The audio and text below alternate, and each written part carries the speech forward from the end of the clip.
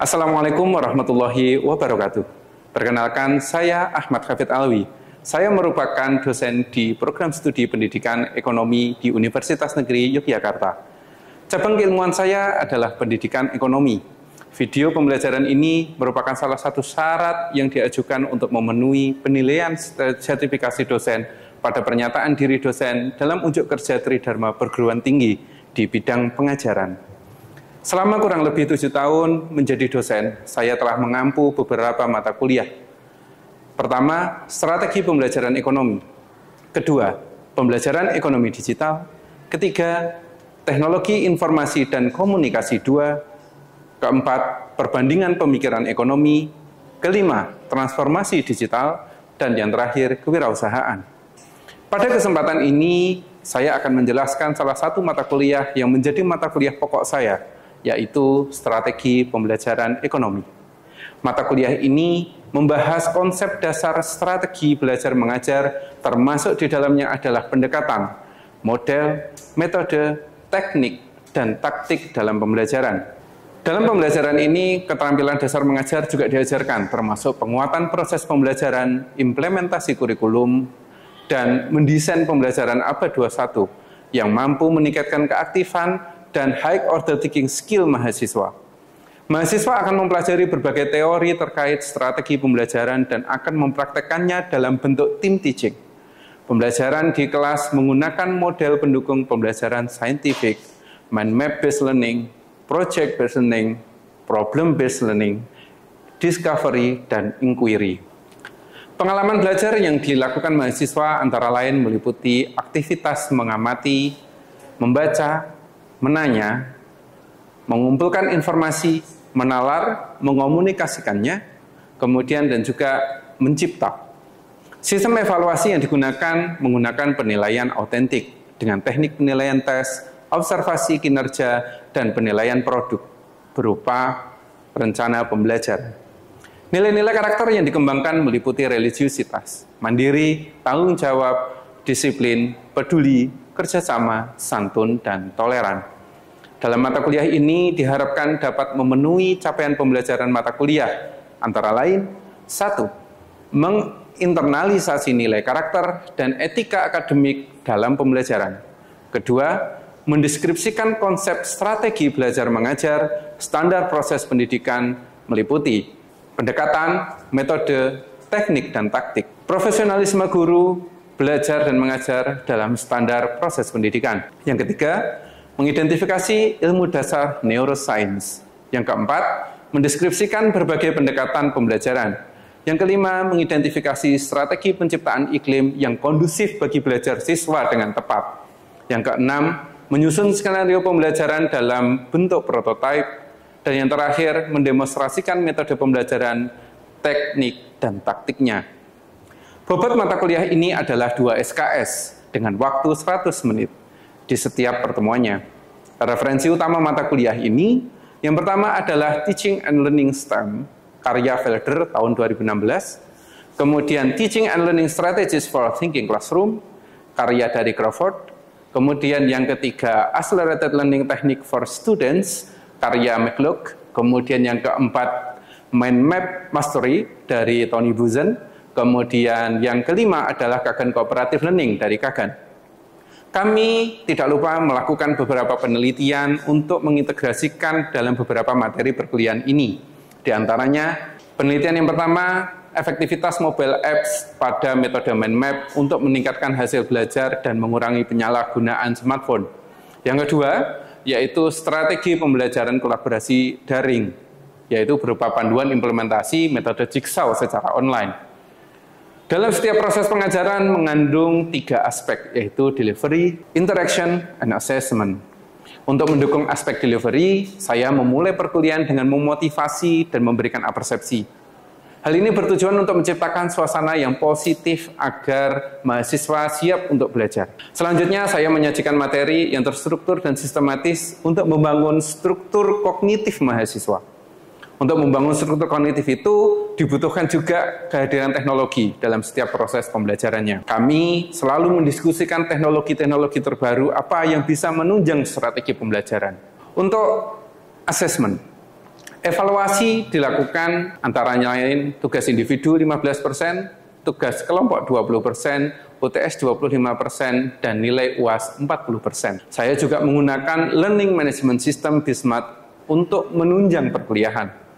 Di dalam LMS tersebut berisi video materi, artikel, dan juga evaluasi. Video ini saya kemas dengan menggunakan fitur H5P dalam Learning Management System. Fungsinya adalah untuk memunculkan pop-up sehingga muncul interaktivitas antara mahasiswa dengan video yang telah saya buat.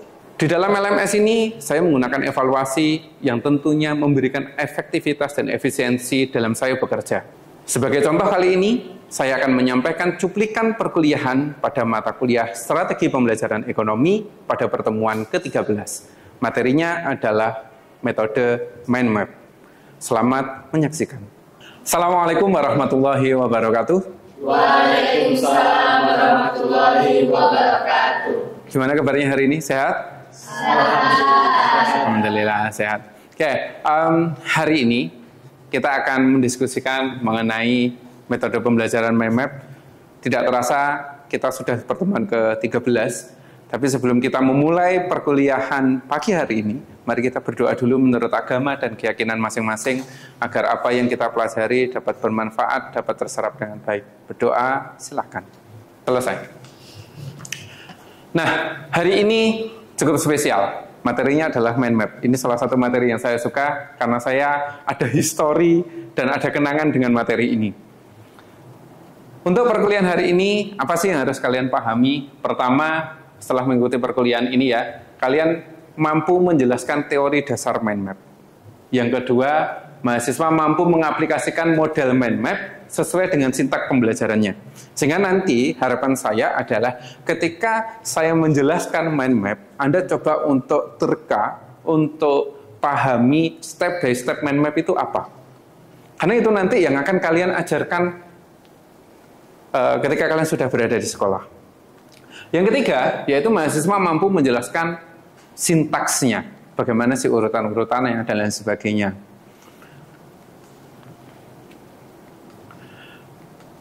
Ada timeline perubahan zaman yang kita tidak bisa mengelak. Sejak revolusi industri yang pertama, kemudian masuk ke era informasi, dan yang baru-baru ini masuk ke era intelijensia. Rasanya seneng banget gitu ketika zaman SMA. Pertanyaan saya, Anda sudah 1 tahun lebih menjadi mahasiswa. Jujur, berat mana SMA dengan kuliah? Kuliah. Kira-kira beratmu kuliah itu karena apa? Tugas. Apa?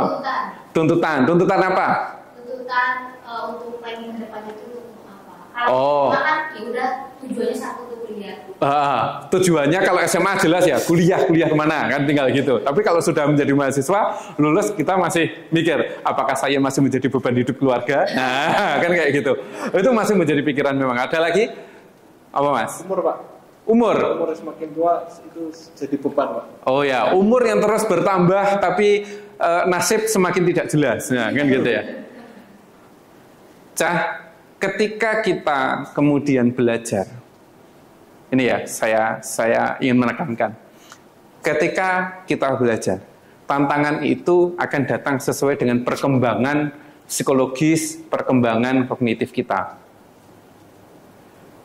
Saya sedikit belajar mengenai hipnoterapi. Saya ingin coba kalian sekarang, ini belum pernah saya lakukan di tempat manapun. Silahkan kalian sekarang pejamkan mata. Pejamkan mata. Pejamkan mata. Oke, pejamkan mata. Kalian hanya mendengar suara saya dan mengikuti instruksi saya. Saya ulangi, kalian akan mengikuti instruksi saya. Tidak ada suara yang lainnya. Instruksi saya adalah jangan bayangkan gajah. Jangan bayangkan gajah. Oke, sekarang silahkan membuka mata. Pertanyaan saya, ketika saya menginstruksikan jangan membayangkan gajah, tapi malah justru gajah yang ada di kepalamu, angkat tangan. Jujur, nggak usah ini, jujur. Loh, cukup banyak loh, cukup banyak. Itu apa artinya? Apa yang ada di pikiran Anda, itu akan membawa diri Anda. Ketika Anda berbicara bahwa di perguruan tinggi sulit, ya sulit. Sulit, pasti sulit. Maka kalau hari ini saya tanya kalian, apakah sulit? Jawabnya, siap, bisa. Hah?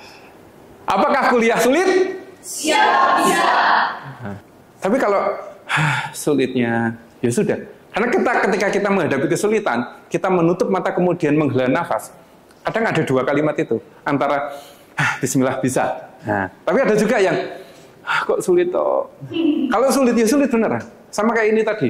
Ketika Anda menutup mata kemudian saya minta untuk jangan bayangkan gajah, ternyata justru yang muncul adalah bayangan gajah. Bukan hewan yang lainnya, kan gitu. Tantangan dunia pendidikan saat ini, termasuk kalian nanti calon guru ya, tidak ada seorang pun yang dapat memprediksi dengan baik tentang bentuk permasalahan yang ada di masa depan. Ya, apalagi yang dihadapi sama anak didik kalian. Mungkin hari ini kalian mengalami bahwa, oh belajar sulit, tantangannya besar, tugasnya banyak. Belum tentu nanti di depan tantangannya itu lagi.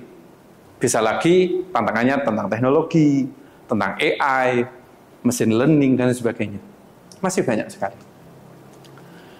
Proses pengajaran yang menjadi permasalahan saat ini, yang selama ini berjalan adalah mendengar, mencatat, menghafal. Saya yakin mungkin dulu ketika Anda,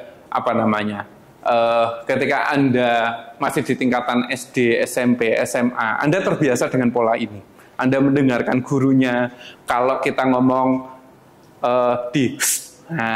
akhirnya kita nggak berani ngomong. Kemudian sama gurunya disuruh mencatat. Anak yang catatannya paling banyak, itu anak yang paling pinter, nah, kata gurunya.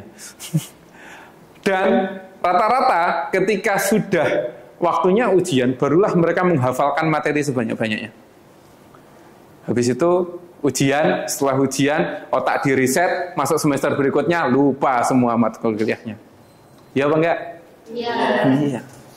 Nah, proses ini memang harus diubah. Kita perlu mengubah. Yang awalnya murid-murid kita suruh mendengarkan omongannya kita sebagai seorang guru atau dosen. Ajak mereka untuk mencari. Ajak untuk mencari.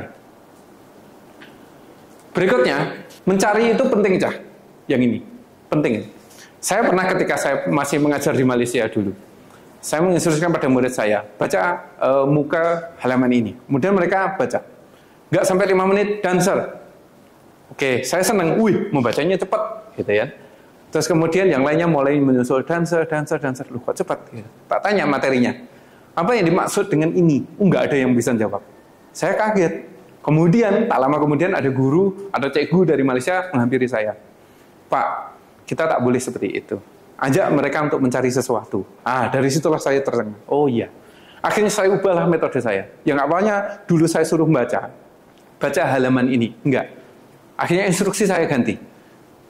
Murid-murid, temukan definisi ini pada halaman itu. Dia akan mencari. Karena dia sudah punya modal. Apa sih yang saya cari? Gitu. Orang yang kemudian punya rasa curiosity, punya rasa penasaran, saya ingin menemukan sesuatu, datang ke perpus, ambil buku, dia akan mencari itu saja. Dan itu lebih masuk. Daripada kita datang nyari buku-buku apa ya yang saya baca ya, bingung ya saya. Ujung-ujungnya masuk perpus, dan baca, lihat yang skripsi, tanya, Mbak, skripsi ya Dek, semester berapa? 12 Dek. Wah, saya nanti lulus semester berapa? Kayak gitu. Jadi perlu yang awalnya biasanya mendengar, kita ajak untuk mencari sesuatu. Berikutnya dari catatan itu kita ubah untuk merangkai, dan yang awalnya menghafal statement-statement itu kemudian kita ajak untuk memahami. Kenapa menghafal itu kita ubah menjadi memahami? Nanti kalau sudah paham, hafal sendiri. Tidak perlu dihafal di depan. Maka proses pembelajaran hari ini yang perlu diingat adalah mencari, kemudian merangkai, memahami. Mencari, merangkai, memahami. Ingat ya, mencari, merangkai, memahami. Dalam pembelajaran ada satu diagram namanya diagram IPO. Diagram IPO. Input, proses, output. Sebenarnya inputnya itu apa atau dalam proses belajar? Ya belajar itu sendiri. Learning. Inputnya dalam proses pendidikan. Dalam berpikir. Kemudian prosesnya adalah berpikir. Outputnya berupa memori. Memori itu apa? Ingatan kita. Jadi dari apa yang kita pelajari, kemudian kita pikirkan, outputnya itu adalah apa yang kita pahami dan kita ingat. Ketika kalian misalkan ada tugas dari dosen untuk membuat makalah, sebenarnya yang kalian lakukan juga sama.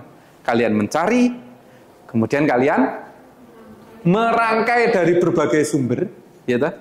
Terus kemudian memahami. Setelah dipahami, dikomunikasikan, disampaikan. Yang disampaikan apa? Yang kamu pahami. Meskipun itu nggak sama persis teksnya dengan yang dipresentasikan atau yang ada di naskahnya PowerPoint, nggak masalah. Karena apa? Teman-teman Anda itu menunggu Anda untuk mendapatkan pemahaman. Ketika kalian punya ide, diceritakan ke teman, butuh PPT nggak? Enggak. Karena apa? Anda sudah memahami dan Anda tahu bagaimana menyusun diksinya. Menyusun pilihan katanya. Agar temanmu paham. Nah, pembelajaran itu seyogyanya seperti itu. Teori PAC menyebutkan bahwa pengetahuan berasal dari tindakan dan perkembangan kognitif seseorang yang sebagian besar bergantung pada bagaimana dia memanipulasi dan kemudian aktif berinteraksi. Memanipulasi itu apa? Ya mengumpulkan data-data, kemudian berinteraksi dengan teman, diskusi. Sehingga seseorang itu ketika menggunakan mind map, dia bisa membangun sendiri skema pikirannya. Urutan-urutannya dan lain sebagainya. Berikutnya, teori dari David Ausubel. Ini cukup terkenal juga. Belajar itu dengan hafalan berbeda. Menghafal akan membuat seseorang mendapat informasi kemudian memprosesnya. Sedangkan belajar itu adalah informasi itu disusun, dikaitkan, dibangun struktur kognitifnya. Dalam teks ini saja, kita sudah menemukan beberapa kata kuncinya. Sehingga kemampuan kayak tadi, kita membaca thread, ketemu kata kuncinya, kita tandai kata kuncinya, maka dengan melihat kata kuncinya kita bisa merangkai kembali kalimatnya. Mind map pertama kali dikenalkan oleh Tony Buzan. Ada habit yang dikenalkan oleh Stephen Covey. Salah satunya adalah belajar atau learning. Belajar itu dengan cara apa? Speed reading, membaca dengan cepat. Kemudian berpikirnya menggunakan mind map dan mengingatnya menggunakan super memory. Oke, pertama yang kita lakukan adalah speed reading, membaca cepat. Membaca cepat itu triknya bagaimana sih? Karena dengan membaca cepat itu kita bisa membaca lebih banyak, tapi dengan waktu yang lebih singkat. Benar. Di era informasi, sumber bacaan itu banyak sekali. Artikel-artikel ilmiah banyak sekali. Sehingga informasi yang tersedia itu jauh lebih banyak dari yang kalian butuhkan. Tapi kalau kalian bisa menguasai speed reading, ya insya Allah bacamu cepat. Ada begitu banyak informasi yang ada di dunia ini. Lalu apa itu speed reading? Speed reading itu adalah SSDCC. SSDCC. Seeing, melihat. Melihat lebih banyak kata. Kemudian yang S berikutnya silent. Termasuk ketika disuruh membaca, kalau sampai dia kemudian keluar suara dari mulutnya, itu akan mengurangi kecepatan membacanya. Decoding itu tidak perlu diartikan setiap katanya. Kalian dulu sudah repot-repot belajar bahasa Indonesia atau sejak SD, SMP, SMA, belajar tentang subjek, predikat, objek, kemudian disusun menjadi paragraf. Di dalam paragraf kalian ketemu kalimat inti. Kalimat inti ada yang di depan, ada yang di belakang. Untuk bacaan ilmiah selalu ada di depan biasanya, umumnya. Setiap kalimat inti pasti mengandung kata kunci. Nah, di sana prinsipnya. Oke, pertama melihat, kedua diam, seeing, silent, decoding. Kemudian C berikutnya adalah comprehending atau memahami. Nah, memahami itu cukup dibaca kalimat-kalimat intinya saja. Itu kalian akan bisa menangkap dengan kemampuan berpikirmu. Maka orang yang membaca cepat itu yang dibutuhkan adalah konsentrasi. Jadi sebelum membaca, pastikan kalian tahu sedang mencari apa. Tadi di awal, sedang mencari apa. Oke, saya mau membuat esai tentang keuangan syariah. Anda belum tahu tentang definisi itu. Maka ketika kalian ngambil buku, mencari jurnal dan sebagainya, itu dulu. Oh, saya mau mencari definisi keuangan syariah. Maka kalian akan cepat matamu untuk mencari itu. Membacanya dalam bentuk kelompok kata. Membacanya dalam bentuk kelompok kata. Bukan per kata, tapi kelompok kata. Jadi membacanya satu kelompok, satu kelompok, satu kelompok. Kalian ngamati apa tidak? Kok selalu disajikan dalam 2 kolom. Agar kalian cepat membaca, bacanya bukan dari ujung ke ujung, tapi langsung tengahnya ke bawah. Yang dibaca kelompok kata. Coba nanti bisa dipraktekkan di rumah. Dan sekali lagi, dalam membaca cepat yang dibutuhkan adalah konsentrasi. Oke. Saya akan mencoba nunjuk untuk satu baris membaca ini. Satu baris pertama, alam. Satu baris pertama dibaca alam. Kemampuan membaca cepat terkait dengan Ulangi, satu kali lagi. Kemampuan membaca cepat terkait dengan Stop. Bawahnya, Zaki. Kemampuan mengenal kata, manusia mengenal berbagai. Oke, sebelahnya. Kata lewat buku dan tulisan yang dibacanya kata-kata. Oke, berikutnya. tersebut disimpan dalam memori otak dan akan dikenal Belakangnya, Halason. Lebih cepat ketika ditemukan kembali pada bahan bacaan yang baru. Sadar nggak? Tulisan ini disusun berantakan, tapi ketika kalian konsentrasi masih bisa membacanya. Itu kemampuan luar biasa manusia. Karena apa? Kalian sudah belajar baca itu sejak kecil. Sehingga dengan kemampuan itu, sudah ada yang ada di kepala kita. Orang radiant thinking itu bisa menghubungkan kata-kata. Kalian kok bisa menemukan kata ini? Ya karena kalian sudah menemukan kata itu sebelumnya. Kan gitu. Kemudian kalian gunakanlah memori itu untuk konsentrasi, berpikir, oh ini bacanya begini.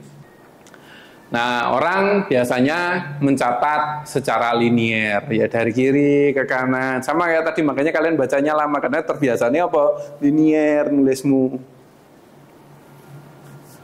Pertanyaan saya, orang yang nulisnya linier kayak gitu, kekurangannya apa? Kelemahannya apa? Bentuknya yang seragam membuat kita itu terlihat seperti menonton drama. Penemunya adalah Tony Buzan, tadi sudah saya ceritakan. Ini saya cantumkan di Bismart. Anda bisa melihat siapa sih Tony Buzan melalui mind map-nya dia. Kalau kita baca biografi atau CV, bosen nggak? Nama Tony Buzan, fotonya di pojok kiri atas, nama, tanggal lahir, dan sebagainya ke bawah. Kita bosen, tapi kalau dibuat seperti ini, jadi menarik. Kita bisa melihat semuanya hanya dalam satu halaman, dan sekali putar kepala set, udah selesai. Tony Buzan punya murid, namanya Johan Yoga. Johan Yoga punya murid namanya Alwi. Di sinilah yang saya ceritakan tadi, saya punya histori di sini. Sanad ilmunya jelas. Saya pernah menggunakan mind map, menggunakan teknologi yang ada di smartphone dalam salah satu riset yang pernah saya lakukan dengan Pak Tejo dengan Bukirom, judulnya efektivitas mobile app pada metode mind map untuk meningkatkan hasil belajar dan mengurangi penyalahgunaan smartphone. Kunci. Bagaimana sih caranya membuat mind map? Kalau dulunya orang berpikir ABCDE berurutan seperti ini, maka kita ubah menjadi sesuatu yang simultan, menyebar. Orang linear itu cenderung lambat, tapi kalau orang radian itu cenderung cepat, dan aliran pikiran itu flow, kemudian pancaran pikiran belum. Jadi mind map itu gabungannya sesuatu yang linear digabung dengan sesuatu yang radian. Sehingga disingkat jadinya blue. Saya mengajar perbandingan pemikiran ekonomi. Pasti kemudian saya akan mengajak kalian untuk berpikir, dulu kalian di makro belajar apa? Dulu di mikro belajar apa? Karena apa? Saya memancing memori Anda di mata kuliah lain, itu yang relate dengan mata kuliah yang sedang saya ajarkan. Termasuk nanti ketika kalian menjadi guru juga demikian. Kalian harus aktif mencari apa sih yang relate dengan anak-anak. Kemudian ketika dipancing, mereka bisa menggunakan pikirannya lebih radian. Bagaimana membuat mind map? Mind map itu terdiri dari 4: pusat, kategori, hierarki, korelasi. Nah, bagaimana membuat mind map? Kita sekarang praktek ke artikel yang sudah saya bagikan ke kalian. Kita akan mencoba menggunakan software Buzan e-mind map. Hubungan interpersonal. Ini ada kata kunci di dalam. Oke, paragraf kedua, berdasarkan hasil observasi yang dilakukan dan seterusnya, kata kuncinya apa?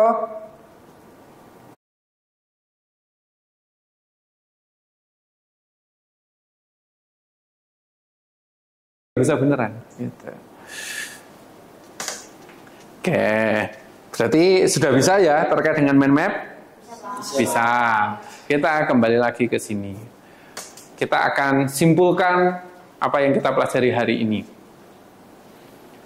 Dari apa yang saya sampaikan dari depan sampai sekarang pun, sampai di titik ini pun, kalau kita buat kesimpulan tidak lebih dari 1 halaman dan sangat ringkas. Pengajaran itu punya masalah apa? Mendengar, mencatat, dan menghafal. Loh, masih ingat? Berikutnya, diatasinya dengan apa solusinya? Kemudian merangkai, memahami. Pintar, mencari, merangkai, memahami. Menghafal diubah menjadi memahami, mendengar diubah menjadi mencari. Teorinya punya siapa tadi? 2 orang. Punya Piaget sama punya Ausubel. Yang Piaget, tindakan itu berdasarkan kognitif yang dimanipulasi secara aktif. Menurut Ausubel, disusun dan dikait-kaitkan buat hubungannya. Habit baru yang perlu kita tanam adalah learning. Kemudian SSDC. SSDC apa tadi? S yang pertama seeing, kemudian silent, kemudian D-nya decoding, kemudian comprehending, kemudian konsentrasi. Kemudian habit yang kedua adalah thinking, berpikir dengan apa? Mind mapping. Yang ketiga, memori dengan menggunakan super memory. Super memorinya mnemonik tadi ya yang kita pelajari. Nah, untuk membuat mind map, apa saja langkah-langkahnya? Yang pertama, membuat pusat. Yang kedua, kategori. Yang ketiga, hierarki. Yang keempat, korelasi. Ada satu quotes yang sangat menarik dari Tony Buzan. Sekian dari saya, terima kasih. Ada kurang lebihnya saya mohon maaf. Wassalamualaikum warahmatullahi wabarakatuh. Waalaikumsalam warahmatullahi wabarakatuh. Ya. Demikian tadi cuplikan singkat proses pembelajaran di kelas saya. Pada kesempatan ini tidak lupa saya sampaikan rasa terima kasih saya yang sebesar-besarnya kepada Bapak Ibu reviewer, Bapak Ibu asesor yang telah meluangkan waktunya untuk melakukan evaluasi pada portofolio Tridharma perguruan tinggi saya. Saya juga menyampaikan terima kasih yang sebesar-besarnya pada semua pihak yang telah mendukung dan mendoakan saya, sehingga saya dapat terus berkembang dan berkontribusi pada lembaga ini, Universitas Negeri Yogyakarta. Terima kasih. Assalamualaikum warahmatullahi wabarakatuh.